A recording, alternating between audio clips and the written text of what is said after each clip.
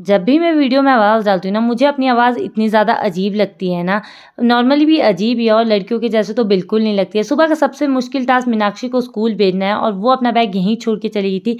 जाते-जाते भी गिट्टू अपने दुःख मम्मी को सुनाए जा रही थी, पर रोते हुए जाए या हँसते हुए, दूध लेके तो इसे जाना ही पड़ेगा। इनके जाने के बाद सबसे पहला काम होता है मेरा सब्ज़ी बनाना और आज हम बना रहे थे आलू की सब्ज़ी। उतने में ही मम्मी लेके आ गए थे फ्रेश बैंगन जो हमारे खेतों में ही लगे थे और 1-2 तो इनमें सड़ भी गए थे। उसके बाद मैं बैठ गई थी कपड़े धोने के लिए।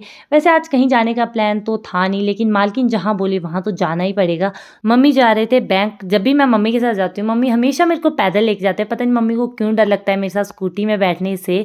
मम्मी मतलब डरते-डरते पाली तक पहुँचे हैं। एक बार हम गिर गए थे स्कूटी से, लेकिन गिरते-पड़ते तो रहते ही हैं। तो यहाँ पे मैंने मम्मी को सेफली पाली तक पहुँचा दिया था।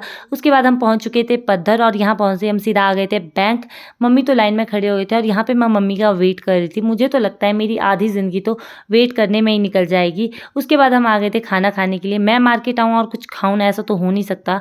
और इस टाइम मार्केट में इतनी ज़्यादा गर्मी थी ना, गर्मी भगाने के लिए यहाँ पे मैंने पिया गन्ने का जूस। घर जाते-जाते हमें ये महाशय भी मिल गए थे।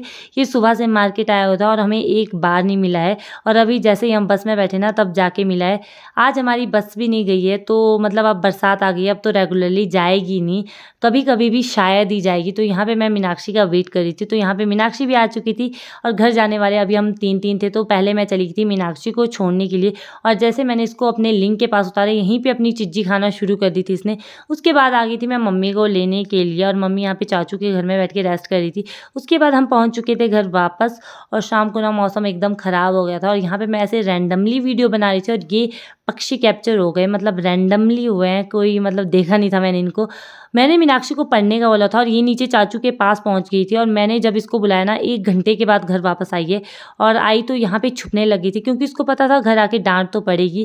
और यहाँ पे हम चल पड़े थे नाइट वॉक करने के लिए। नाइट वॉक तो नहीं है, एकदम भूत जैसी लग रही हूँ मैं। तो यहाँ पे हम आए थे ये रेता ढकने के लिए जो हमने मँगाया है। ये 1-2 धूप से सूख चुका है। अभी अगर इसके ऊपर बारिश पड़ी तो एकदम गीला हो जाएगा और इसको ढो नहीं पाएँगे।